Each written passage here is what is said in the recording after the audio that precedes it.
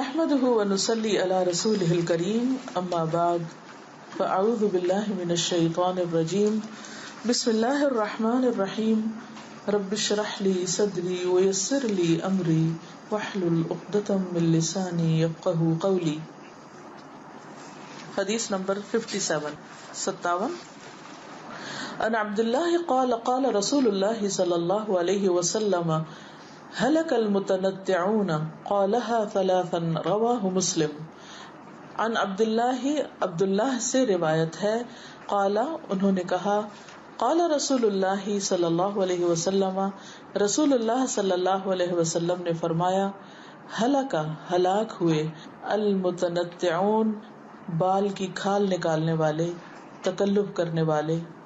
قالها فرمایا اس کو یعنی اس حدیث کو آپ صلی اللہ علیہ وسلم نے ثلاثاً 3 بار یعنی اپنی مجلس میں 3 بار یہ الفاظ دہرائے ہلک المتنطعون ہلک المتنطعون ہلک المتنطعون.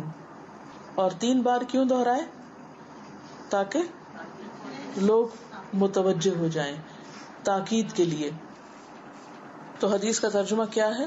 سیدنا عبداللہ رضی اللہ عنہ سے روایت ہے کہ رسول اللہ صلی اللہ علیہ وسلم نے فرمایا تباہ ہوئے بال کی کھال نکالنے والے تکلف کرنے والے. آپ نے یہ بات 3 بار فرمائی. یہاں جو اہم لفظ ہے وہ ہے متنطعون. اس کو پہلے اچھی طرح سمجھ لیجئے، اسی کی لفظی وضاحت کریں گے کیونکہ صرف یہی مشکل لفظ ہے اس حدیث میں، اور یہی اصل میں اس حدیث کا مرکزی نقطہ ہے. اور ہم سب کو یہ جاننے کی ضرورت ہے کہ متنطعون کون ہیں جن کی ہلاکت کی بات آپ صلی اللہ علیہ وسلم نے فرمائی ہے. متنطع کا لفظ جو ہے یہ نون طا عین سے ہے.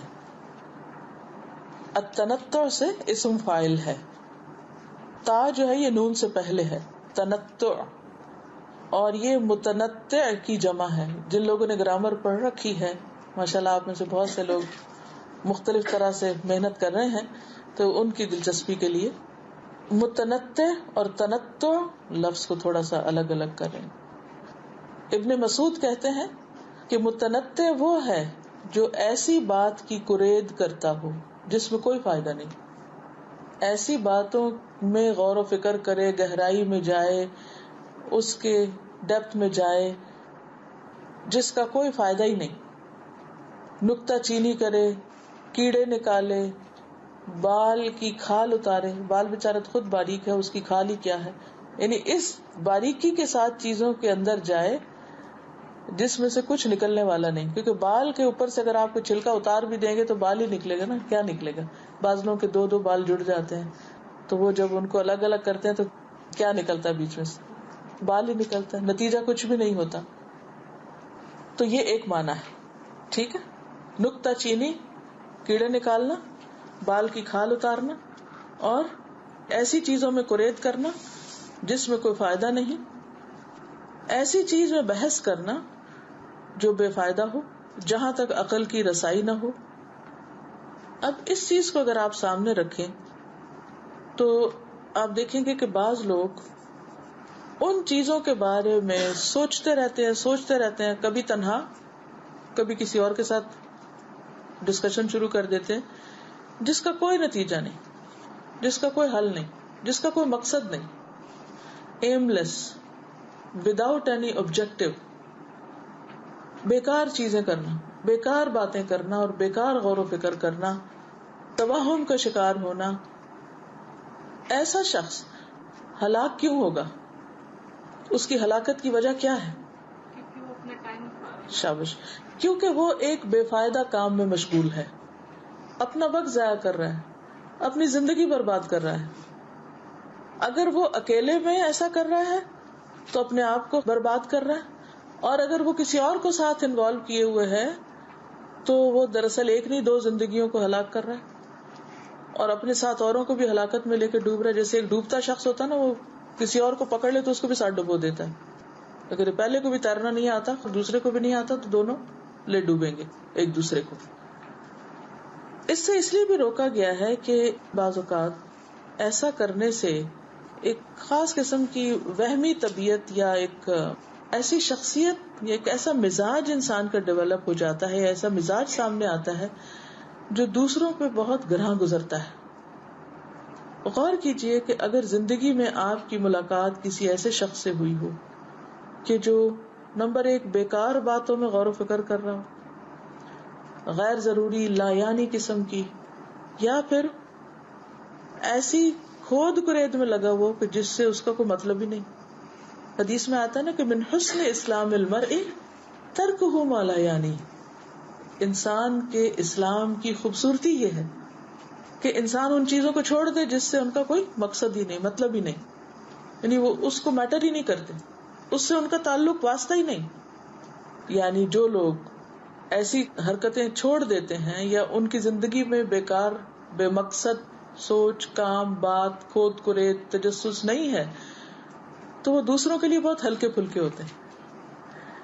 دوسروں کو ان کے ساتھ رہنا، ان کے ساتھ بات کرنا بہت آسان ہوتا ہے. مثلا کوئی شخص آپ سے ملاقات کرتا ہے اور وہ آپ کی ذات کے بارے میں ایسے سوال شروع کر دیتا ہے جس سے اس کا کوئی مطلب نہیں اور اس کو کوئی فائدہ بھی نہیں پہنچنے والا، تو اس سے ملاقات کرنے کے بعد آپ کی کیا کیفیت ہوتی ہے؟ دوبارہ آپ ملنا چاہیں گے؟ اور اگر ہم نے اس کو شے دے دی تو آئندہ اور بھی اس طرح کی حرکتیں کرے گا اور پھر وہ اوروں کو بھی اسی طرح ستائے گا اور بے شمار لوگوں کا وقت ضائع کرے گا. اسی طرح بعض لوگ کسی دینی محفل میں آتے ہیں اور وہاں اگر سوال جواب کا موقع ہو تو سوال جواب کرتے ہیں، لیکن وہ سوال جواب کرتے جو ان سے متعلق نہیں ہوتے اور وہ کسی سے بھی متعلق نہیں ہوتے. تو کثرت سوال سے بھی منع کیا گیا ہے. قرآن مجید میں پڑھا نا آپ نے، تم اپنے رسول سے اس طرح مت پوچھو جس طرح موسیٰ علیہ السلام سے پوچھے گئے، یا یہ کہ تم سے پہلی قومیں کثرت سوال کی وجہ سے ہلاک ہوئی. وہ بھی یہی معنی آتا ہے کہ ہلاک المتنطعون، بیکار فضول قسم کی بحثوں میں پڑھ کے، لایانی قسم کی بحثوں میں مبتلا ہو کے اصل مقصد سے دور ہٹ گئے اور اینڈ آف دا ڈے ان کے ہاتھ میں کچھ بھی نہیں تھا. اب اس کی ایک مثال بنی اسرائیل کے سوال ہیں کہ گائے ذبح کرنی ہے تو کس قسم کی ہو، اس کا رنگ کیسا ہو، اس کی عمر کتنی ہو. بھئی جس کو گائے کہا جاتا ہے بس وہ گائے ذبح کر دو. تو خواہ دین کا معاملہ ہو اس میں بھی بیکار کی بحثیں، خواہ دنیا کا معاملہ ہو، دونوں طرح سے نقصان دہ، کیونکہ اس سے انسان خود بھی مصیبت میں پڑتا ہے، دوسروں کو بھی ڈالتا ہے. ہر معاملے میں اعتدال ضروری ہے، جیسے حکم دیا جائے بس ویسے کر لو. اب مثلاً صرف مذہب کے معاملات میں ہی نہیں، کسی بھی معاملے میں. اچھا بعض لوگ کہتے ہیں کہ ہم جہاں رشتہ ڈالتے ہیں رشتہ نہیں ہوتا، یا جو ہمارے گھر آتا ہے تو بات نہیں بنتی، آخر میں آ کے ختم ہو جاتی ہے، ضرور کوئی جادو ہے یا رکاوٹ ہے. کئی ایک بہانے. لیکن بعض اوقات ہم رشتے کے معاملے میں اتنے وہمی ہوتے ہیں، اللہ پہ توکل تو سیکھا ہی نہیں ہوتا. ایک ایک ایک ایک چیز میں اصل بات یہ کہ دنیا میں پرفیکشن چاہتے ہیں، جبکہ دنیا میں پرفیکشن ہے نہیں، اور کسی بھی ایک بات پہ نالاں ہو کے سب کچھ چھوڑ کے بیٹھ جاتے ہیں.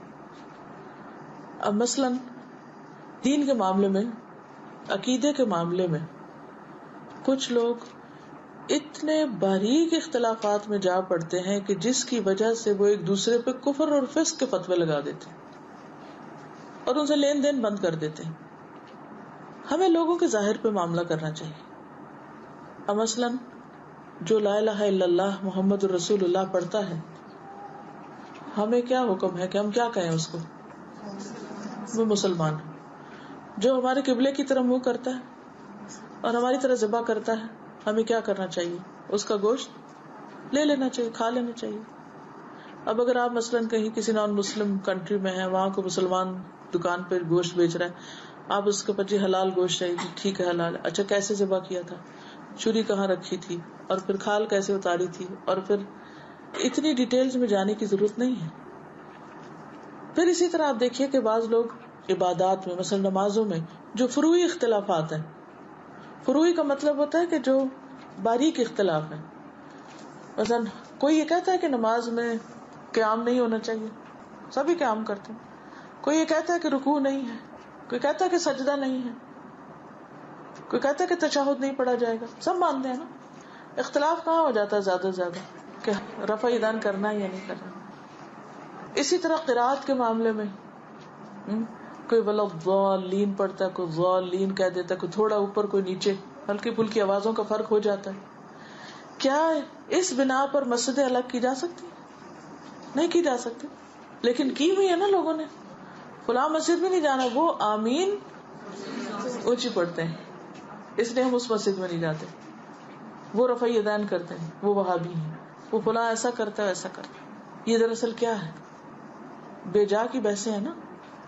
بھئی ایز لانگ ایز وہ نماز پڑھ رہے ہیں تو تم بھی جا کے پیچھے کھڑے ہو جاؤ. لیکن اس کا نتیجہ پھر کیا ہوتا ہے؟ What's the end result؟ آپ اس میں پھٹے ہوئے ہیں اور بنیاد دین بنا ہوا. کل حزب بما لدیہم فرحون. ہر گروہ جو اس کے پاس ہے اس پہ خوش ہے کہ ہم زیادہ اچھے کام کر رہے ہیں. اچھا، اسی طرح جیسے معاملات ہیں ان میں بعض اوقات رخصت کا جو معاملہ ہے اس کو اختیار نہیں کرنے دیتے اور ہر معاملے میں عزیمت کی راہ اختیار کرنے کو کہتے ہیں اور اس میں ویسے کرتے. مثلا مسافر کی حد کیا ہے؟ مسافر کس کو کہتے ہیں؟ جو اپنے گھر کو چھوڑ کر کسی دوسرے شہر یا ملک یا وطن چلا جائے. کتنے دن تک وہ مسافر ہوگا؟ اختلاف ہے نا.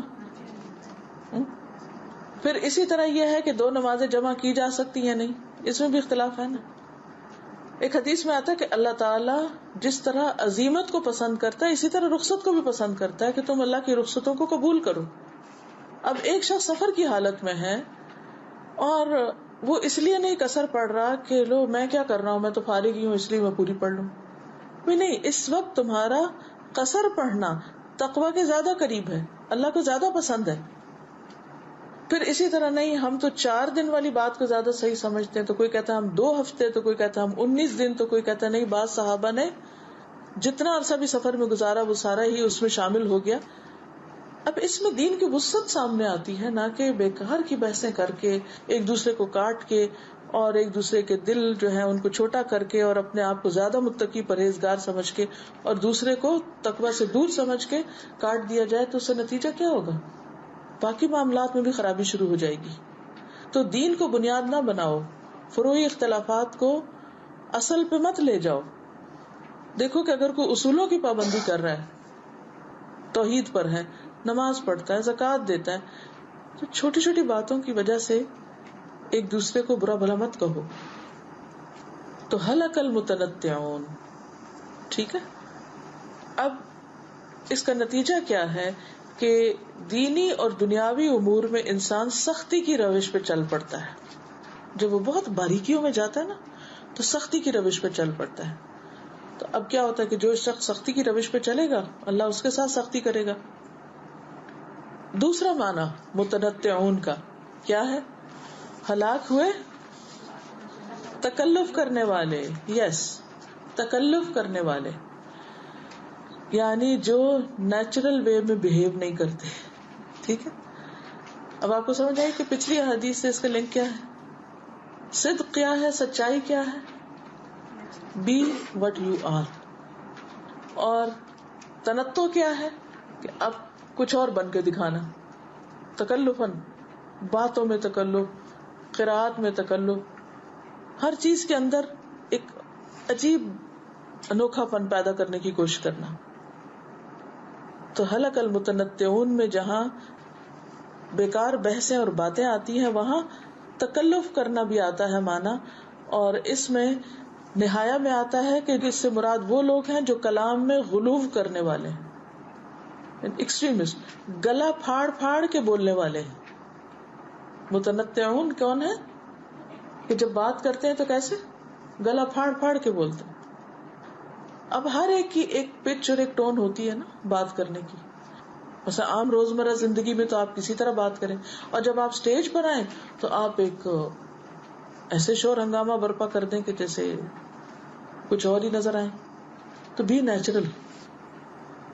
جب آپ نیچرل ہوں گے تو اس سے آپ کی بات زیادہ آسانی سے سمجھ آئے گی. نبی صلی اللہ علیہ وسلم جب خطبہ دیتے تھے تو اس وقت سب کو پتا تھا یہ خطبہ ہے.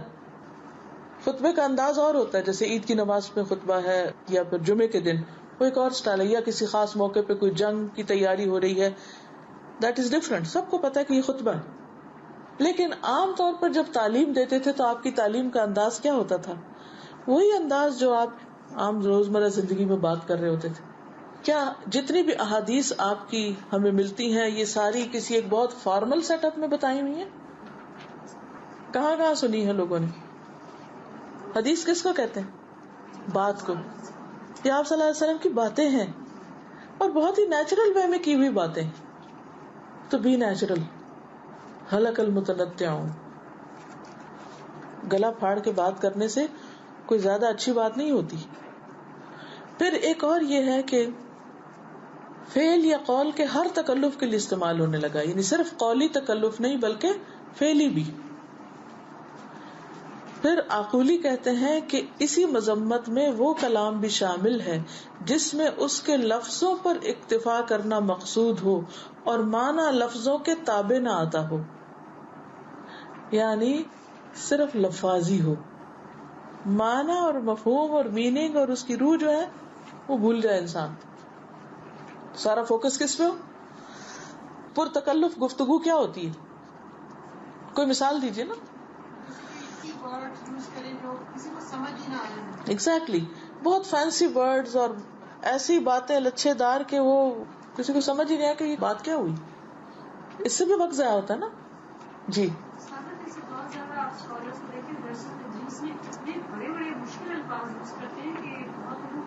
دوسروں کو سمجھ ہی نہیں آتی. اب وہ اس کا لیول کیا، اس کا کیا ہے، مقصد نہیں پورا ہوا نا. تو ہمارا دین ہمیں یہ نہیں چاہتا کہ ہم کوئی ایسا فضول کام کریں کہ جس کے بعد ہاتھ میں کچھ بھی نہ آئے. ہاں وہاں سے اٹھے تو آپ کہیں کہ کیا حاصل ہوا، کیا کر کے آئے، کیا پایا؟ نتھنگ. کوئی سینس آف اچیومنٹ ہی نہیں ہوتی. پھر آپ دیکھیے کہ اپنی طبیعت اور مزاج کے خلاف ایسی باتیں کرنا کہ جو آپ کی باتیں نہیں ہیں. ٹھیک ہے نا؟ یعنی طبیعت اور مزاج کے خلاف باتیں کرنا. کیسے اس کو سمجھیں گے، کیسے ایکسپلین کریں گے؟ جی ڈسگائز کرنا. ہاں ایسا ہوتا ہے کہ بہت معمولی سی کوئی بات بچوں کو ہم اپنے کوئی نصیحت ہی کر رہے ہوتے ہیں تو اس میں اکثر ایسی باتیں بھی ہم لوگ کہتے ہیں کہ تھوڑی دیر بعد وہ کہتے ہیں کہ ہمیں بات ہی سمجھ آئی، آپ کیا سمجھانا چاہ رہے ہیں. بالکل. سارا فوکس ہمارا اپنے اس وقت ہوتا ہے نا، کیونکہ ہم تکلف کر رہے ہیں. اگر ہم تکلف چھوڑ دیں تو ہم نیچرل ہوں گے تو ہم کو اپنے اوپر اس وقت نہیں محنت کرنی پڑے گی. ہم دوسرے کو زیادہ امپورٹینس دیں گے، توجہ دیں گے، اس کی بات سنیں گے، سمجھیں گے، اس کے فائدے کی بات کریں گے. جب تکلف میں ہم پڑھتے ہیں نا تو ہمارا فوکس شفٹ ہو جاتا ہے. کس پہ ہو جاتا ہے؟ سارا اپنی ذات پہ ہو جاتا ہے اور دوسرے کو بھول جاتے ہیں. سیوطی نے صحیح مسلم کی شرح میں لکھا ہے کہ یہ وہ ہیں جو تکلف اور غلو کرنے والے ہیں اور اپنے اقوال اور افعال میں حدود پھلانگنے والے ہیں، حدوں سے باہر نکلنے والے، ایکسٹریم تشدد اور حد سے بڑھنے والے. بغوی کہتے ہیں متنطع وہ شخص ہے جو کلام یعنی باتوں میں تکلف کرنے والا ہے، حلق کی گہرائی سے بولنے والا ہے. حلق کی گہرائی سے بولنے والا کیا مطلب؟ یعنی عام طور پہ بات کریں تو آپ ایک طرح بولیں، لیکن جب آپ تصنع اور بناوٹ میں آئے تو آپ عین اور خا اور ہا بالکل ان نیچرل ہو جائے. بھائی آپ کو کیا ہو گیا؟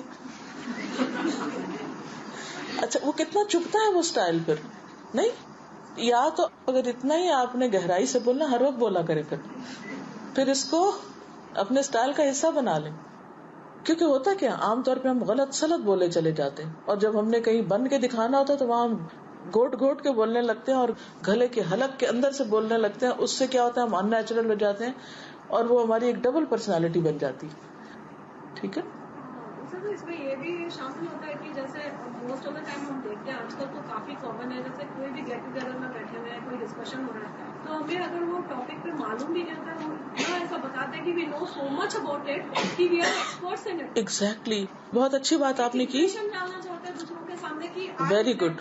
دیکھیں یہ بالکل انہوں نے صحیح بات کی کہ عام طور پر ہمیں کسی خاص معاملے میں پتہ نہیں ہوتا، معلومات نہیں ہوتی، لیکن جب ہم کسی گیدرنگ میں ہوتے ہیں، کسی محفل میں ہوتے ہیں تو وہاں ہم اپنا امپریشن ڈالنے کے لیے ہم اس طرح کی باتیں شروع کر دیتے ہیں یا ایسے بہیو کرنے لگتے ہیں کہ دوسرے یہ سمجھے کہ جیسے وی نو ایوری تھنگ اور ہم سب سے اچھے ہیں یہاں.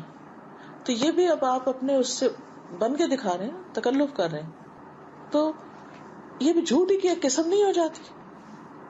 آپ ہے ہی نہیں ہے, آپ امپریشن کچھ اور کریٹ کر رہے ہیں. اگر آپ کو ایک بات نہیں پتا تو بجائے اس کے کہ غلط بات کریں, آپ آرام سے کہہ سکتے ہیں اصل میں اس کو جانتی نہیں, مجھے پتا نہیں. کتنا سکھ ہے اس میں, کتنا سکھ ہے. اب وہ دوسرا ناراض بھی ہوگا آپ سے, لو میرے سوال کا جواب نہیں دیا اس نے, تو کیا ہوا, مجھے پتہ ہی نہیں ہے. ہم جھوٹ بول کے گناہ کمائیں اور تمہیں گمراہ کر کے خوش کریں, دس از انفیئر. اس میں ہمارا فزیکل اپیرنس بھی آئے گا. اس سے physical appearance, good question. Physical appearance میں نیچرل ہونا از فائن. اتفاق کی بات ہے, آج صبح ہی بالکل آنے سے چند سیکنڈ پہلے میں کچھ دیکھ رہی تھی تو میرا بیٹا کہتے کہ میں آپ کو دکھاتا ہوں کہ کتنی فیک ہے یہ ورلڈ, کتنی ان ریئلسٹک اور فیک ہے. کہنے کہ یہ دیکھیں, میں نے یہ ویڈیو اس وقت دیکھی تھی جب 4-5 ہزار ویو تھے اور اب ملینز ہو گئے کہ لوگ اس کو اتنا کثرت سے دیکھ رہے ہیں. اس میں بل بورڈ کیسے بناتے ہیں, جو بڑی بڑی خواتین کی تصویریں آتی ہیں اتنی حسین و جمیل, وہ بنتی کیسے ہیں؟ یعنی سارا کمپیوٹر کا کمال ہے کہ اس میں ایسے پروگرامز ہیں کہ جو اس کے شکل کو کچھ سے کچھ بنا دیتے. شیطان نے کہا تھا نا کہ میں ان کو حکم دوں گا پھر یہ اللہ کی خلق کو بدل دیں گے. اس میں باقاعدہ کمپیوٹر میں وہ دکھاتے کہ کس طرح یہ جگہ اوپر اٹھا رہے ہیں, بالوں کو کس طرح بنا رہے ہیں, اور کس طرح شکل کے جو داغ دبے اور وہ سب کس طرح مٹائے جا رہے ہیں. اور شکل کچھ تھی اور کچھ سے کچھ بنا دی, ٹوٹلی ڈفرنٹ. اور پھر اس کے نیچے کسی نے کامنٹ لکھا ہوا تھا کہ کس طرح ہم نے بیوٹی کا کانسیپٹ ڈسٹارٹ کر دیا ہے. اب جب لوگ اس ان ریئلسٹک سپرفیشل فیک بیوٹی کے پیچھے جاتے ہیں تو وہ تو دنیا میں ہے ہی نہیں پھر اس طرح کی. آپ کو عام خواتین کے اندر تو وہ ملے گا ہی نہیں. وہ تو پھر جب آپ کو ملے گا ہی نہیں تو آپ کی سیٹسفیکشن کہاں ہوگی؟ خصوصاً مردوں کے لیے تسلی نہیں ہوگی اپنی بیوی کے اندر. یا دنیا میں آپ رشتہ بھی تلاش کرنے جا رہے ہیں, آپ وہ تلاش کر رہے ہیں جو ہے ہی کوئی نہیں, وہ جو وہاں ہے بورڈ کے اوپر اس کو آپ نیچے ڈھونڈ رہے ہیں, زمین پر ہے کوئی نہیں. تو یہ سب کچھ کیا کیا ہم نے؟ تکلف, تصنع, ان نیچرل. اور صرف ان نیچرل نہیں تو کرائم ہے میرے نزدیک کہ آپ نے اللہ کی خلق کو اس حد تک بدل دیا. اسی طرح آپ دیکھیے کہ جب لوگ شادی کے موقع پر ٹھیک ہے سجنا بننا, خوبصورتی اختیار کرنا اور اس میں ایک اچھا پن پیدا کرنا, اس میں کوئی حرج نہیں, ان اللہ جمیل یحب الجمال. لیکن جہاں آپ کا دل بتائے کہ میری شکل تبدیل ہونے لگی ہے, دس از ٹوٹلی ان نیچرل, کہ آپ وہ ہیں ہی نہیں. بالوں میں بال جوڑنا منع ہے نا, لعنت کی گئی ایسی عورت پر جو بالوں کے ساتھ بال جوڑے, یا اسی طرح کچھ اور چیزیں بھی اس میں شامل ہو جاتی ہیں. تو وہ سب وہ ہے جس میں انسان کا اصل حال حلیہ بالکل تبدیل ہو جاتا ہے. پھر چونکہ اس میں بہت بڑے پیسے بھی انوالو ہوتے ہیں, تو پچھلے دنوں مجھے کسی نے بتایا کہ کوئی فتویٰ یہ دے رہا تھا کیونکہ $1000 لگتے ہیں یہ سب کچھ کرنے میں, تو اس لیے اگر نماز پڑھنی ہے تو پھر تیمم کر لیا جائے, کیونکہ ظاہر ہے دھوئیں گے وضو کریں گے. عام طور پہ شادیاں آپ دیکھیں جب ہوتی ہیں تو یا تو عشاء کے بعد کوئی تیار ہو تو پھر اور بات ہے, ورنہ اگر دن کو کوئی تیار ہو تو ساری نمازیں باقی کیسے پڑھے گا؟ اتنا وضو اگر کسی کا قائم رہتا ہے تو ٹھیک ہے, لیکن عام طور پر پھر اور بھی کئی چیزیں. تو ہلاک المتنطعون, ایسے تکلف کرنے والے پھر ہلاکت میں پڑ گئے. ہلاکت کئی وے سے ہے, صرف یہ نہیں کہ نماز ضائع ہوئی, یہ دیکھیے کہ کتنا مال ضائع ہوا, کتنا وقت ضائع ہوا, کتنے لوگوں کے حقوق ضائع ہوئے. حقوق کس طرح ضائع ہوتے ہیں؟ مثلاً آپ نے رات 9 بجے کسی شادی میں جانا ہے, آپ 6 بجے پارلر میں جا کے بیٹھ گئے ہیں, آپ کے بچے کہاں ہیں, وہ کیا کر رہے ہیں؟ آپ کے پاس کیا جسٹیفیکیشن ہے کہ آپ ان کو اتنا اگنور کریں کہ وہ نفسیاتی مریض بن جائیں؟ اور پھر آپ دیکھیے کہ وہ اس کی کوئی حد ہی نہیں ہے نا. پھر ایک کو دیکھ کے دوسرا, دوسرے کو دیکھ کے تیسرا, وہ سارا کلچر ہی ویسا بن گیا. آپ کو پتا ہے کہ بنی اسرائیل کی شامت کیوں آئی تھی, ان کی تباہی کیوں آئی تھی؟ ان کے عورتوں کے غیر ضروری اسراف کی وجہ سے, یعنی ان معاملات میں اسراف اور ان نیچرل رویے اختیار کرنے کی وجہ سے. اسی طرح متنطعون کا معنی کیا گیا کہ جو لوگ معاملات میں مبالغہ کریں. مثلا آپ کسی سے ملتے ہیں, اتنی خوشی کا اظہار کر رہے ہیں اور دل میں ککھ بھی نہیں ہے. ٹھیک ہے آپ ہر ایک کو عزت دیں, اچھے طریقے سے ملیں, پیار سے بات کریں, دل نہیں بھی چاہ رہا تو اچھی طرح, مگر مبالغہ رائی نہ کریں. اگر دل میں محبت نہیں ہے تو اس کو بار بار مت کہیں کہ ہمیں آپ سے بہت محبت ہے، اللہ کو پتا ہے کہ کوئی نہیں ہے، مت جھوٹ بولیں. اسی طرح باقی چیزوں میں بھی، باقی لین دین معاملات، تو اس کی تعریف دراصل کیا ہے کہ انسان اپنی طبیعت یا مزاج پر ایسی چیز ڈال دے کہ جو اس پر بوجھ بنے. مزاج کے خلاف کام کرنا، طبیعت کے خلاف جانا، اسی طرح بولنے میں ان نیچرل رویے اختیار کرنا، دینی یا دنیاوی امور میں سختی کرنا، یعنی ایکسٹریم پہ چلے جانا، ایسی چیز کا تکلف کرنا جس کا اسے حکم ہی نہیں دیا گیا، جس مشقت میں اس کو ڈالا ہی نہیں گیا، وہ چیزیں اپنے اوپر مسلط کر لینا. تو نبی صلی اللہ علیہ وسلم نے 3 بار فرمایا کہ ہلاک ہو گئے بال کی کھال اتارنے والے. آپ صلی اللہ علیہ وسلم جب کوئی اہم بات ارشاد فرماتے تو 3 بار دہراتے تھے، یہاں تک کہ اسے خوب سمجھ لیا جاتا. پھر جہاں تک دین میں سختی کرنے کا تعلق ہے، یہ کسی بھی معاملے میں جب انسان ایکسٹریم کی طرف جاتا ہے تو آپ صلی اللہ علیہ وسلم کا اس بارے میں بھی ارشاد ہے. آپ نے فرمایا بے شک دین آسان ہے، یعنی نیچرل ہے، ان الدین یسر. اور جو شخص دین میں سختی اختیار کرے گا، یعنی ان نیچرل وے میں اپنے اوپر ایسی چیزیں مسلط کرے گا کہ جو نہیں کرنی چاہیے، تو دین اس پر غالب آ جائے گا، یعنی اس کی سختی چل نہ سکے گی. بس اپنے عمل میں پختگی اختیار کرو، یعنی تھوڑا سا کرو اور اس پر پابندی کرو. جہاں تک ممکن ہو میانہ روی برتو اور خوش ہو جاؤ، یعنی خوشی خوشی کام کرو یا خوشخبری سنایا کرو. اور صبح اور دوپہر اور شام اور کسی قدر رات میں عبادت سے مدد حاصل کرو. یعنی عبادت میں بھی غلو منع ہے یا حد سے زیادہ بڑھنا منع ہے. مثلاً ایک خاتون کے بارے میں بتایا گیا کہ وہ ساری رات عبادت کرتی ہے اور وہ سوتی نہیں ہے اور اپنے آپ کو باندھ لیتی ہے رسی سے اور لٹک جاتی ہے اور اپنے آپ کو کھڑا رکھ کے پھر عبادت کرتی ہے، تو آپ نے ناپسند کیا اس کو. اسی طرح حج کے موقع پر جب کنکریاں مارنی تھی تو ابن عباس کہتے ہیں کہ رسول اللہ صلی اللہ علیہ وسلم نے جمرہ عقبہ کی صبح کو ارشاد فرمایا جبکہ آپ اپنی اونٹنی پر سوار تھے کہ میرے لیے کنکریاں چنو. ابن عباس کہتے کہ میں نے آپ کے لیے کنکریاں چنی. آپ ان کو اپنی ہتھیلی میں مسلتے تھے، یعنی اس طرح کر رہے تھے اور فرماتے تھے بس ایسی ہی کنکریاں پھینکو. پھر آپ نے فرمایا اے لوگو تم دین میں سختی کرنے سے بچو، کیونکہ تم سے پہلے لوگ دین میں اسی غلو کی وجہ سے ہلاک ہوئے. یعنی چھوٹی چھوٹی کنکریاں مارنا ایک سمبل کے طور پہ کافی ہے، اتنے بڑے بڑے پتھر اٹھا کے نہیں مانگنے کی ضرورت، جوتے مارنے کی ضرورت نہیں، خالی بوتلیں پھینکنے کی ضرورت نہیں.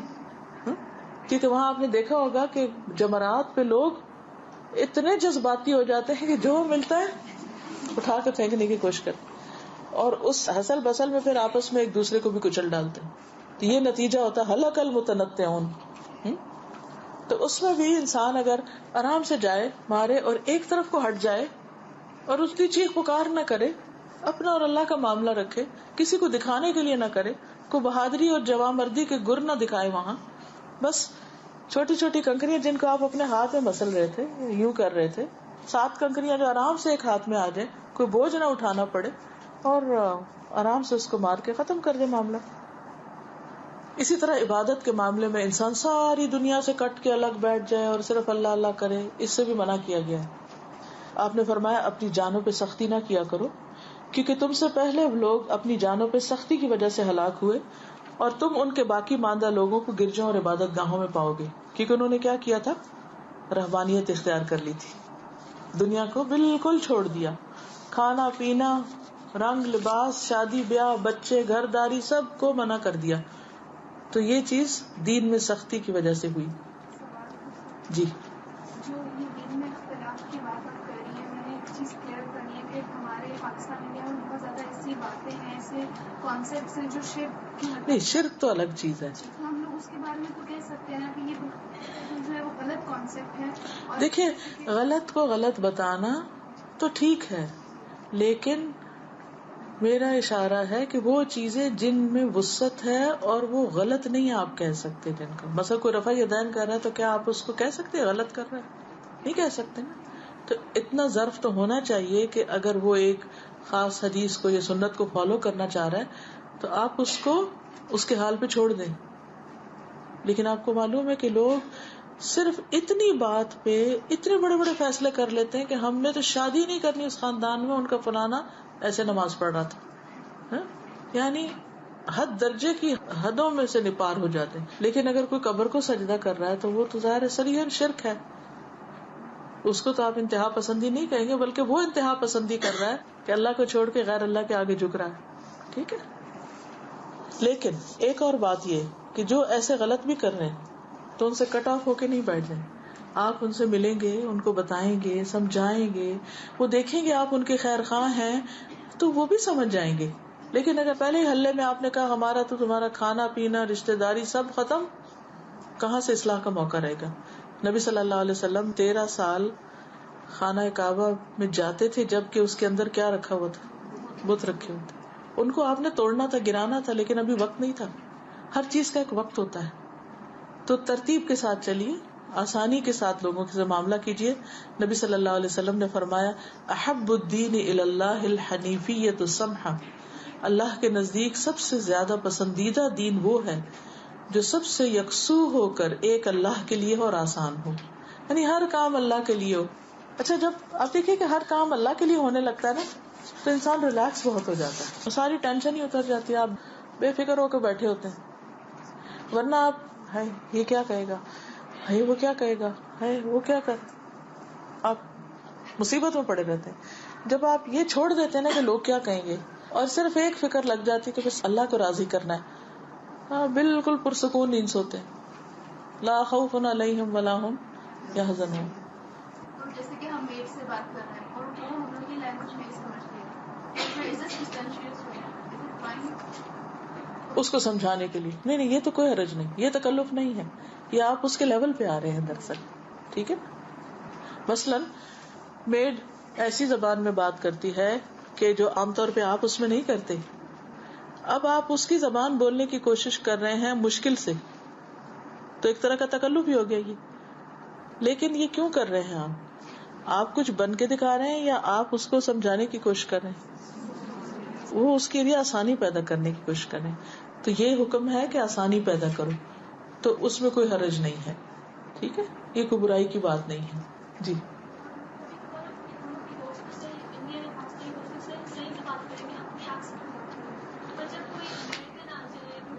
تو اس کے ایکسنٹ میں بات کریں گے، کوئی حرج نہیں. کیوں؟ نبی صلی اللہ علیہ وسلم کی سنت سے یہ بات ہمیں پتہ چلتی ہے کہ آپ کے پاس جب ڈفرینٹ قبائل کے لوگ آتے تھے تو آپ ان کے ایکسنٹ میں ان کو سمجھاتے تھے. بعض اوقات جیسے ایک یمن کا شاید قبیلہ آیا جو اپنی جیسے ہمارے یہاں ہوتا ہے بے کی بولی، فے کی بولی اور اس طرح ہے نا، تو ان کے بھی لام کی جگہ شاید وہ میم بولتے تھے یا بے بولتے تھے. امن البر کو امنم بری کر کے بولتے تھے. تو بہرحال میں اس لہجے کو نہیں دہرا سکتی، مجھے یاد نہیں پوری طرح، صرف پہلا لفظ یاد ہے، امن البر کو امنم بری. اب کیا آپ صلی اللہ علیہ وسلم تکلف کر رہے تھے؟ نہیں. اور کیا آپ نے ہر وقت یہ بولنا شروع کر دیا؟ نہیں. آپ کیا کرتے تھے کہ ان کو سمجھانے کے لیے. اب مثلا یہاں متنطعون میں گلا پھاڑ کے بولنے والا بھی شامل ہے. اب اگر ایک شخص جو سنتا ہی بہت کم ہے آپ زور سے بول کے اسے سنا رہے ہیں تو کیا آپ متنطعون میں شامل ہو جائیں گے؟ نہیں. ایز پر نیڈ اس کو سمجھانے کے لیے آپ اس کو آسانی پیدا کر رہے ہیں. اسی طرح ایک شخص اگر امریکن ایکسنٹ میں بات کر رہے ہیں اور آپ کو وہ ایکسنٹ آتا ہے لیکن آپ اپنے ملک میں اپنے لوگوں کے ساتھ وہ اس لیے نہیں بولتے کہ ان کو سمجھ نہیں آتا اور ضرورت بھی نہیں ہے اس کی، لیکن کوئی امریکن آ جاتا ہے آپ سے بات کرنے کے لیے تو اب آپ دیسی لہجے میں انگریزی بولیں گے؟ نہیں. اس کے لہجے میں بولیں گے. کیا مقصد ہوگا؟ روب جمائیں، تکلف کریں. از دس فار تکلف؟ کیا ہے؟ سمجھانے کے لیے. مقصد فرق ہے. جس چیز سے منع کیا جا رہا ہے وہ کیا ہے؟ بن کے دکھانا اور ان نیچرل ہو جانا. That's not being in natural, that's very natural کہ جہاں جیسے لوگ بات کر رہے ہیں آپ ان کے سٹائل میں جا کے ان کو سمجھا رہے ہیں آسانی پیدا کرنے کے لیے، کیونکہ انما الاعمال بالنیات.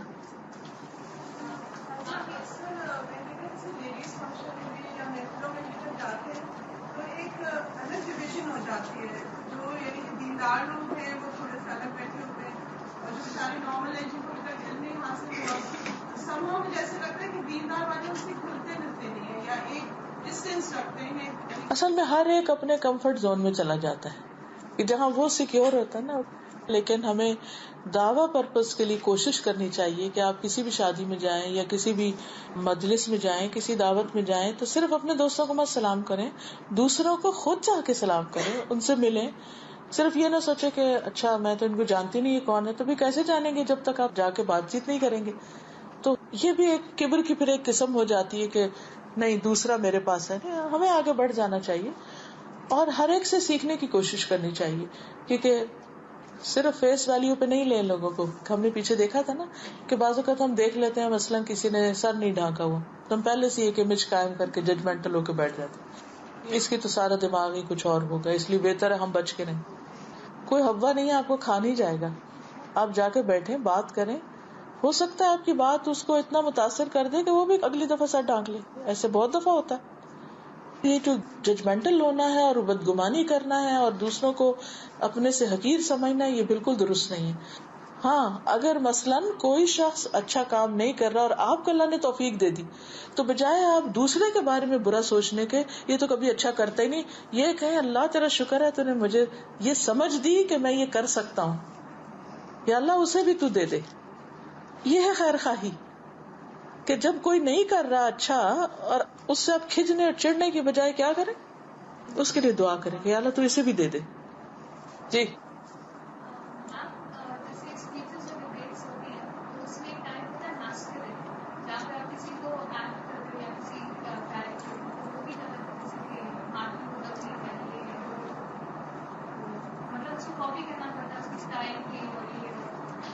اس طرح کی کئی قسم کی ایکٹیویٹیز ہوتی ہیں. پھر دیکھا یہ جائے گا کہ اصل یہ کیوں کروایا جا رہا ہے, یعنی کہ مقصد کیا ہے. جیسے کسی بھی چیز کو ڈراماٹائز کیا جاتا ہے یا وقتی طور پر ایک اسکٹ کر کے آپ بچوں کو دکھاتے ہیں, سمجھاتے ہیں, یا بڑوں کو بھی, تو جب عملی شکل میں کوئی چیز کر کے کوئی دکھا دیتا ہے تو وہ اس کیریکٹر کے ذریعے بات جلدی سمجھ آ جاتی. پھر یہی کہ مقصد کیا ہے. اگر اس کا مقصد آپ کو کوئی خاص چیز سکھانا ہے یا کوئی فائدہ پہنچانا ہے تو ٹھیک, وقتی طور پر آپ نے کر لیا, لیکن اس کو اپنی زندگی کا حصہ نہیں بنائیے کہ آپ اسی سٹائل میں اب سوچنا اور بولنا اور کرنا شروع کر دیں اور آپ کچھ سے کچھ بن جائیں. جی جیسے ہمیں کوئی چیز دیتا ہے اور ہم ان کو لینا نہیں چاہتے, رغبت میں اس کو رکھنا تو ہمارے وہ سوال کوئی بات نہیں, اس کو مجاملہ کہتے ہیں, یہ تکلف نہیں ہے. ان کا سوال یہ ہے کہ اگر کوئی شخص ہمیں کچھ دے رہا ہے, نہ وہ ہماری ضرورت کا ہے, نہ ہمیں پسند ہے, تو ہم لینا نہیں چاہتے, تو ہم انکار کر دیں, تو ایسے میں کیا کرنا چاہیے؟ رکھ لینا چاہیے اور اس کو کسی بھی طرح ڈسپوز آف کر دینا چاہیے. ایسا بہت دفعہ ہوتا ہے. اس کی کئی ایک وجوہات ہوتی ہیں. بعض اوقات اس شخص کے پاس وہی ہوتا ہے کہ وہ آپ کو دے سکے, وہ اپنی محبت کا اظہار کرنا چاہتا ہے, لیکن وہ افورڈ نہیں کر سکتا جو آپ کی ضرورت کا ہے. حضور صلی اللہ علیہ وسلم نے کیا فرمایا, کوئی عورت کسی پڑوسن کو تحفہ دینے میں آر محسوس نہ کرے, خواہ وہ کیا ہو, بکری کا کھر ہی کیوں نہ ہو. اب ہو سکتا ہے بعض اوقات پائے پکتے ہیں, بچے نہیں کھاتے, اور آپ پھر وہ چیزیں پکاتے نہیں, آہستہ سے چھوڑ دیتے ہیں کہ انہوں نے کھانی نہیں, تو کیا اب اتنا تکلف کیا جائے.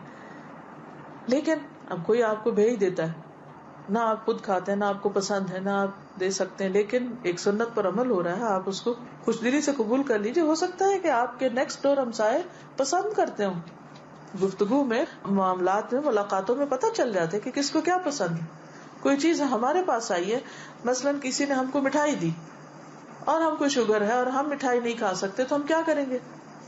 ہمیں یہ تو معلوم ہے نا کہ ہمارے دوستوں میں سے کس کو مٹھائی پسند ہے, اتنا تو پتا ہونا ہی چاہیے. اگر اتنا بھی نہیں پتا تو دوستی کس چیز کی. تو ہم کیا کر سکتے ہیں, اس کو اپنے دوست کو بھجوا دیں. اب یہ چیز جو ہے, ایسا نہیں ہے کہ جو اپنے لیے پسند کرو وہی دوسرے کے لیے کرو, چونکہ مجھے شوگر نہیں پسند تو اس لیے میں دوسرے کو کھلا دوں. نہیں, مطلب یہ ہے کہ ہو سکتا ہے مجھے بہت زیادہ پسند ہو لیکن میں کسی مجبوری کی وجہ سے نہ کھا سکتی, تو پھر ایسی صورت میں کیا ہے کہ ہم کسی اور کو دے سکتے ہیں. اور دیکھیے آخر جو چیزیں بھی بنتی ہیں وہ کسی نہ کسی کام سے ہی بنتی ہے نا, تو اگر ہمارے کام کی نہیں تو ضروری نہیں کہ کسی کے بھی کام کی نہ ہو, وہ کسی اور کے کام کی ہو سکتی. لیکن اگر آپ خود خرید کے کوئی چیز دے رہے ہیں کسی کو, تو پھر اس میں ضرور اس بات کا خیال رکھیے کہ جو چیز آپ اپنے لیے نہیں خریدتے وہ لینے دینے کے لیے مت خریدیں فضول فالتو چیزیں.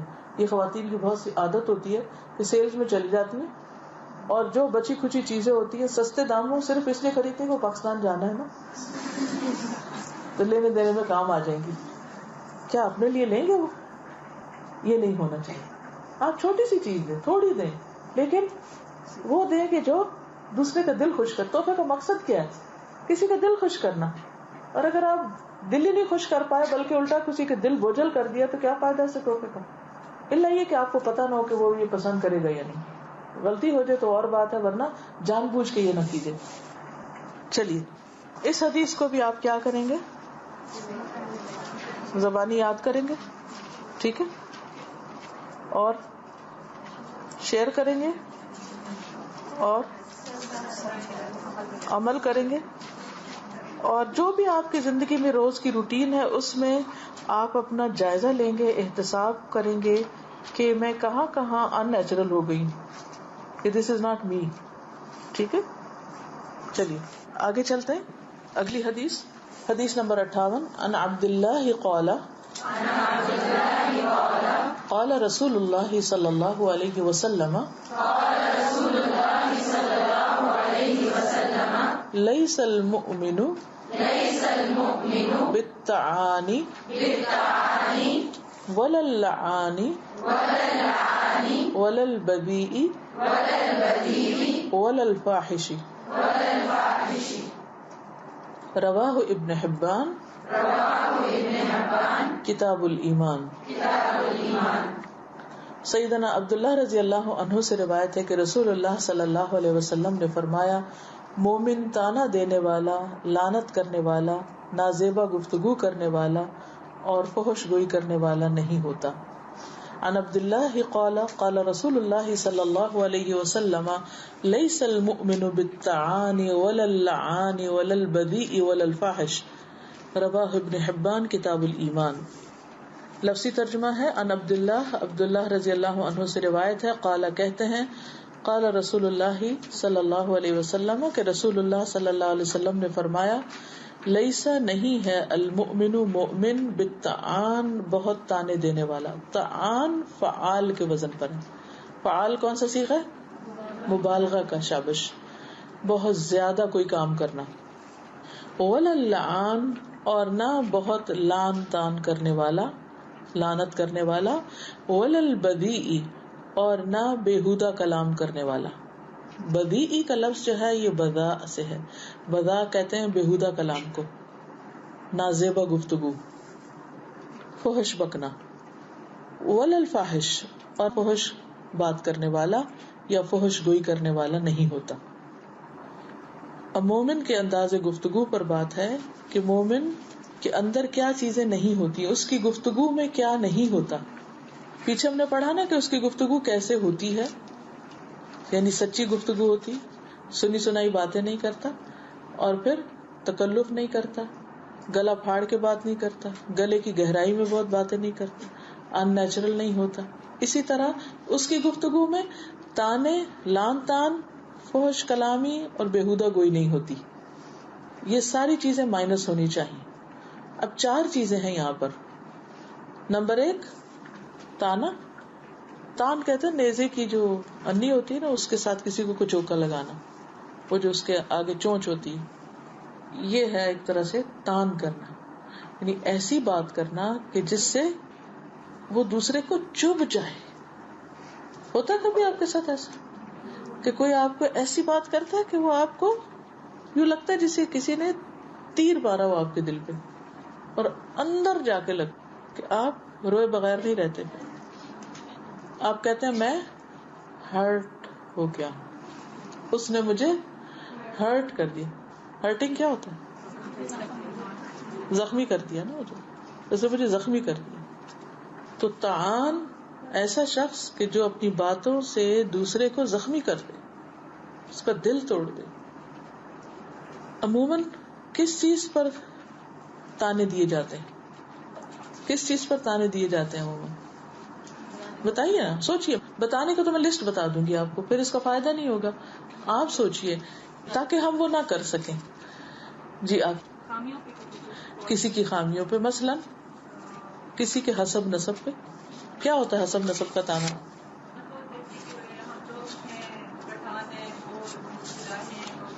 جی مثلا کچھ ذاتوں کو کیٹیگرائز کر دیا گیا کہ وہ ہیں ہی خراب، اور ان ذاتوں کے ساتھ بعض اوقات کچھ مذاق، کچھ لطیفے، کچھ ایسی چیزیں وابستہ کر دی جاتی ہیں کہ ان کو پھر ایک مذاق کا نشانہ بنا لیا جاتا ہے. مثلا پنجابی لوگوں کے ساتھ بعض اوقات کچھ ایسے لطیفے وابستہ کر دیے گئے ہیں کہ جو ان میں سے ہر ایک ایسا نہیں ہوتا، لیکن کوئی اگر ہے تو، اور وہ ہر موقع پر کیا کیا جاتا ہے، اس خاص ذات کا یا رنگ یا نسل یا کسی خاص کیریکٹر کا نام لے کر سامنے والے شخص پہ چسپاں کیا جاتا ہے کہ تم فلاں ہو. اور اس سے کیا ہوتا ہے کہ دوسرا شخص بلکہ باقاعدہ آواز دے کے ایسے بلاتے ہیں، جیسے میں کہا نا کہ جلاحا یا فلاں، جیسے کمی کمین ہو، فلاں ہو، اسی طرح گالیاں دے کے. جی آپ فزیکل ویکنیسز پہ بالکل لکھ لیجئے، ذات، رنگ، نسل، شکل صورت، کام، پیشہ. ایون پیشے پہ بھی تانے دیتے ہیں. کچھ پیشے ایسے ہیں کہ لوگ چھپاتے ہیں کہ ہمارے ماں باپ ان میں سے کوئی کام کرتے تھے. وہ کون سے پیشے ہمارے عام طور پہ کلچر میں برے سمجھے جاتے ہیں؟ مثلا معذرت کے ساتھ میرے نزدیک اس میں کوئی برائی نہیں ہے، لیکن نائی، موچی، درزی، یعنی جتنے بھی مہارت اور اسکلفل پرسنز ہیں ان کو برا بھلا کہا جاتا ہے، یعنی اس کا تانا دیا جاتا ہے. حالانکہ اگر یہ لوگ کام کرنے والے نہ ہوں، کہاں سے کپڑے پہنیں گے اور کہاں سے حجامت بنوائیں گے اور کہاں سے آپ جوتے کنڈوائیں گے؟ نسل اور ذات. اب اگر کسی کا رنگ کالا ہے تو اس اعتبار سے، کسی کا ناک موٹا ہے یا قد چھوٹا ہے. آپ کو معلوم ہے کہ ایک موقع پر ایک زوجہ محترمہ نے دوسرے کے بارے میں یہ کہہ دیا تھا کہ اس کا قد چھوٹا ہے، وہ ٹھنگنی ہے. تو آپ صلی اللہ علیہ وسلم نے کیا فرمایا تھا کہ تم نے ایسی بات کہی ہے کہ اگر اس کو سمندر میں بھی ملا دیا جائے تو وہ اس کو بھی کڑوا کر دے. تو اب اگر کسی کے سامنے کوئی ایسے کہتا ہے تو یہ تانا ہوتا ہے. اسی طرح اگر کوئی بچی شادی کے بعد جہیز کم لائی یا نہیں لائی، پھر کیا کیا جاتا ہے اس کے ساتھ؟ اگر وہ کوئی گلاس میں پانی پی رہی ہے تو اس پہ غصہ برسنے لگتا ہے اور کہا جاتا ہے کہ تم پیچھے سے کیا لائی تھی، یہ تمہارے ماں باپ نے دیا تھا. یہ تانے ہوتے ہیں. بالکل. بعض اوقات بایولوجیکلی کچھ ویکنیسز ہوتی ہیں، کوئی چل نہیں پاتا، کوئی دیکھ نہیں پاتا، کوئی، تو اس بنا پر کسی کو اندھا کہنا، کسی کو لولا لنگڑا کہنا، کسی کو، اب وہ لوگ بالکل تانے سن سن کے بعض اوقات اتنے پیچھے ہو جاتے ہیں کہ کچھ کرنے کے قابل نہیں رہتے. تو یہ انسان کے غیر مہذب ہونے کی بھی علامت ہے اور یہ ایمان کے منافی ہے. یہ یاد رکھیے، یہاں حدیث میں جو لفظ آ رہا ہے لیس المؤمن، مومن ایسا نہیں ہوتا کہ جو تانے دے کسی کو. کئی دفعہ ہم کیا آج کل اوبیسٹی کا بہت مسئلہ ہے نا، تو ہم اپنے ہی بچوں کو جس طرح زیادہ ویٹ والے ہوتے ہیں، تو کیونکہ میں بھی کئی دفعہ یہ چیز فیس کرتی ہوں. تو مجھے ایک دفعہ میری بیٹی نے کہا تھا، ماما آپ تو کہہ کے چلی جاتی ہے نا مذاق میں یا مجھے بتانے کے لیے، کئی دفعہ وہ اندر مجھے چپ جاتی ہے بات. یس، بہت صحیح بات کی. بالکل بالکل. یہ کہتے ہیں کہ بعض اوقات بچے آج کل جنک فوڈ کھا لیتے ہیں یا کچھ بیماریاں ایسی ہیں کہ جن کی وجہ سے اوبیس ہو جاتے ہیں، موٹاپا آ جاتا ہے، تو خود ماں باپ بھی ان کو جینے نہیں دیتے اور ہر وقت ان کو کچھ کھا رہے ہو تو ہاتھ سے چھین رہے تھے، تم اب ہر وقت میٹھائی کھاتے رہو گے، یہ نہ کرو وہ نہ کرو، تمہارا کیا بنے گا، تمہیں کوئی قبول نہیں کرے گا، تمہاری شادی نہیں ہونی، وغیرہ وغیرہ. اور کبھی دین کے معاملے میں یہ جو تم نے سر پہ چڑھا لیا نا، اب دیکھنا تمہارے ساتھ کیا ہوتا ہے، یعنی کہ دینی شعار کا مذاق اڑانا. تو ان سب چیزوں کے تانے جو ہیں، کسی کے دین، عبادت، چال ڈھال، فزیکل ویکنیس، کسی کا بھی مذاق اڑانا یا اس کی عیب جوئی کرنا سامنے یا پیچھے دونوں طرح منع ہے. تو مومن ایسا نہیں ہوتا. بچے اپنے آپ کو اتنے اسمارٹ سمجھتے ہیں، اتنے انٹیلیجنٹ سمجھتے ہیں ہاں کہ بڑے لوگوں کی عمر کے بھی ان کے منہ میں ایسی بات کر دیتے ہیں اور ان کو پیرنٹس ویری گڈ، بہت اچھی بات کی انہوں نے. یہ تو اتنے کام کی انہوں نے بات کی کہ اس پہ ہم سب کے کان کھڑے ہونے چاہیے. بعض اوقات ہم کانفیڈینس کے نام پر، اعتماد کے نام پر خود یا اپنے بچوں کو بڑوں کے ساتھ بدتمیزی کی چھوٹ دے دیتے ہیں. اور جب وہ بدتمیزی کرتے ہیں تو ہم کیا کہتے ہیں کہ جی یہ تو ہمارا بچہ دراصل بہت کانفیڈنٹ ہے اور بہت اسمارٹ ہے. یا یہ کہ عذر پیش کریں، آج کل کے بچے اصل میں ہیں ہی ایسے کہ وہ بہت اسٹریٹ فارورڈ ہوتے ہیں، اس لیے ہر بدتمیزی کر سکتے ہیں. تو آپ برداشت کر لیں، یہ بچے ان کو تو ہم نے خدا بنایا ہوا ہے. جی، کبھی فریڈم آف اسپیچ کا نام دیتے ہیں، کبھی کچھ اور دیتے ہیں، حالانکہ وہ خود اپنے ماں باپ کو تانے دے رہے ہوتے ہیں. آپ کو نہیں پتا، آپ کیا جانے. جیسے عرفان کا نا لیکچر آپ کا پرسوں جو سچ کہنے کی، تو اب بات کو اس چیز کو بھی ایسے کرتے ہیں کہ ہمیں تو سچ بولنے کی ایگزیکٹلی، سچ بولنے میں ویری گڈ. بعض لوگ سچ بولنے کے نام پر دوسروں کو تانے دیتے رہتے ہیں. اچھا، بعض اوقات انسان ہے نا، کوئی غلطی ہو جاتی ہے، کوئی کوتاہی ہو جاتی ہے، کوئی وجہ ہو جاتی ہے، اب اس پہ تانے کہ میں نے تو تمہیں ایک کام کہا تھا تو تم نے وہ بھی نہ کیا. اب اگلے کی مجبوری کو نہ سمجھا.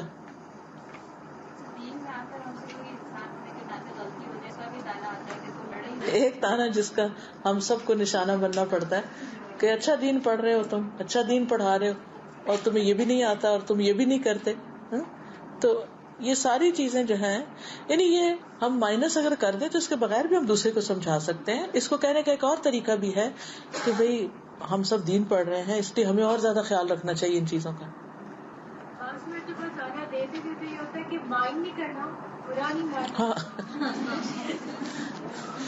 بعض اوقات تانا دینے سے پہلے اس کو پریپیئر بھی کر لیتے ہیں کہ مائنڈ نہیں کرنا، برا نہیں ماننا، لیکن میں سچ کہوں گی، مجھے سچ کی عادت ہے.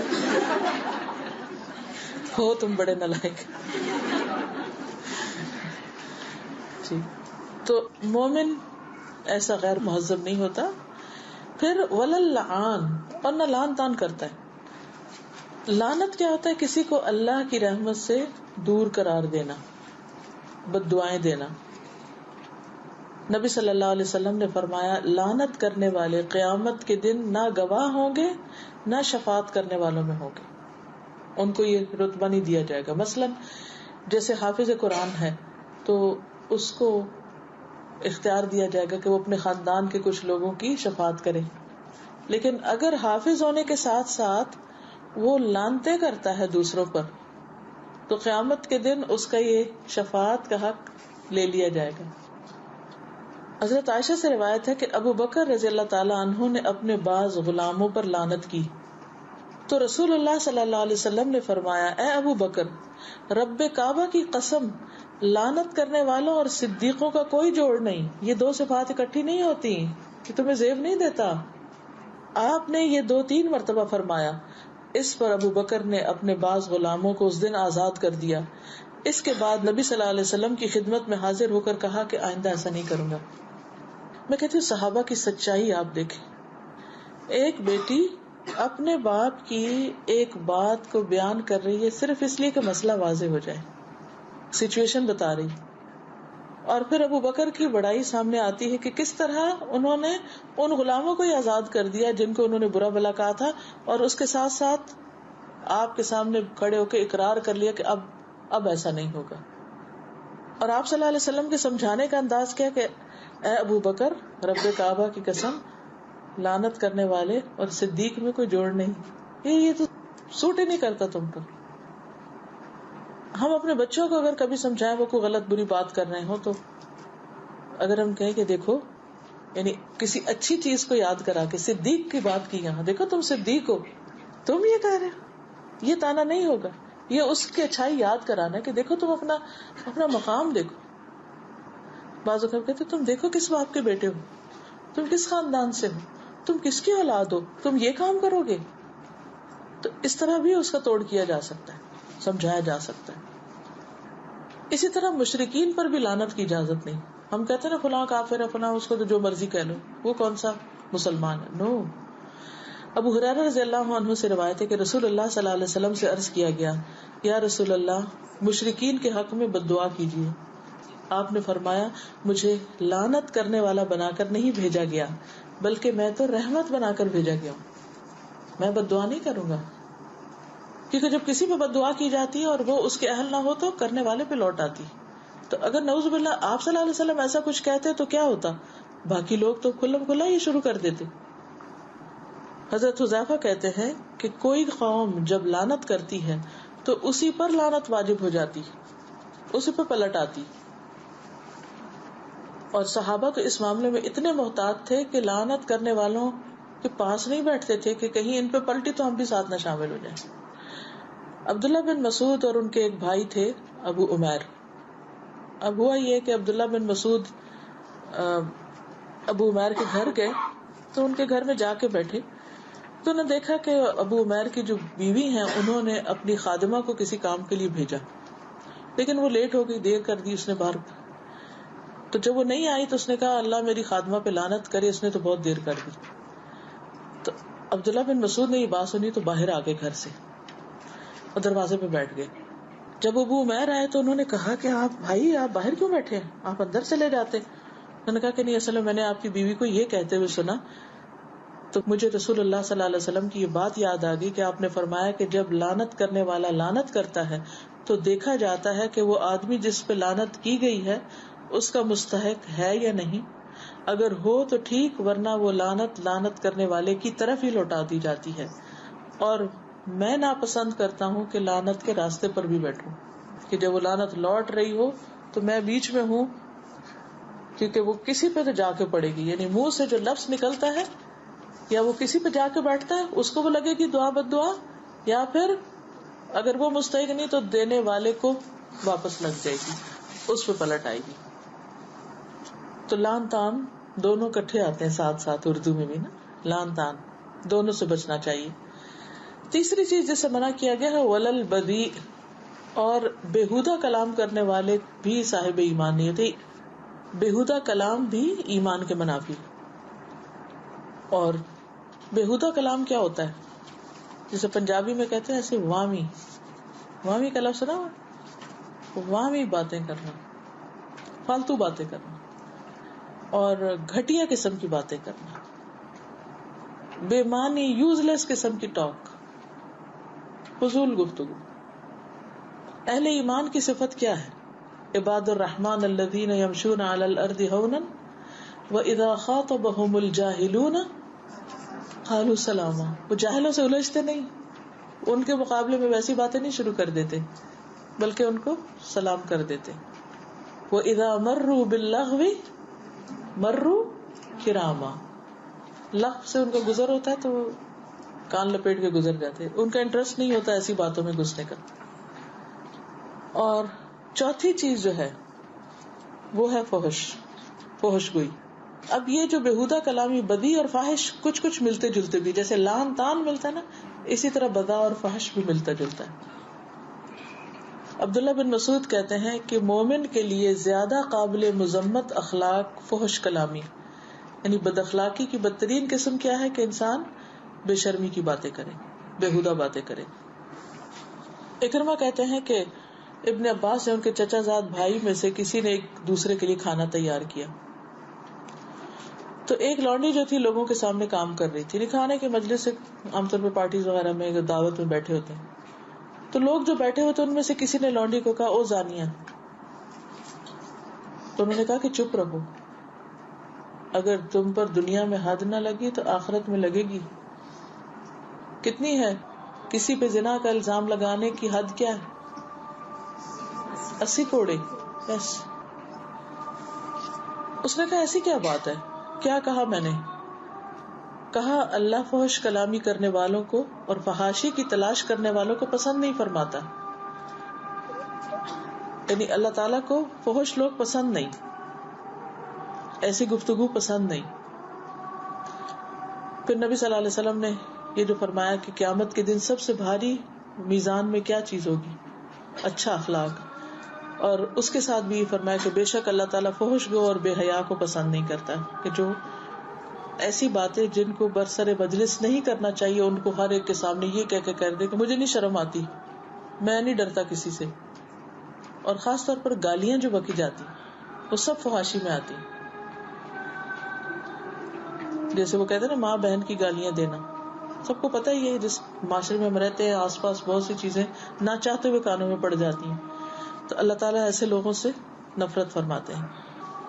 اسی طرح آپ نے فرمایا کہ اس وقت تک قیامت قائم نہیں ہوگی جب تک ہر طرف بد زبانی اور فحش گوئی عام نہ ہو جائے.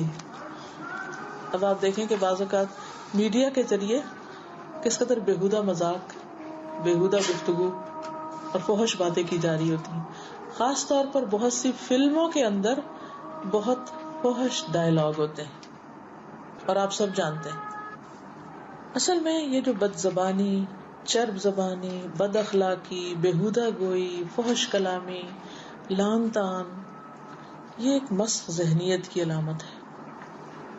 جس دل میں ایمان ہوتا ہے اس دل سے ایسی باتیں زبان تک نہیں آتی.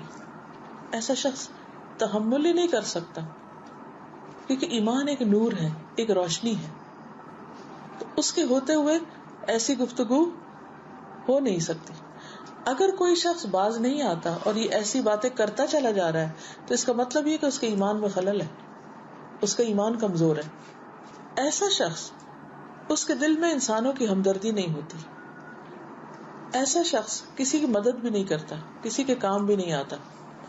ویسے سقراط نے کہا تھا کہ اگر تم اتنے زبان دراز ہو کہ تمہاری زبان درازی کے مقابلے میں کوئی تم سے نہ جیت سکے تو تم کبھی بھی خیرات نہیں کر سکتے، کسی کے ساتھ ہمدردی نہیں کر سکتے.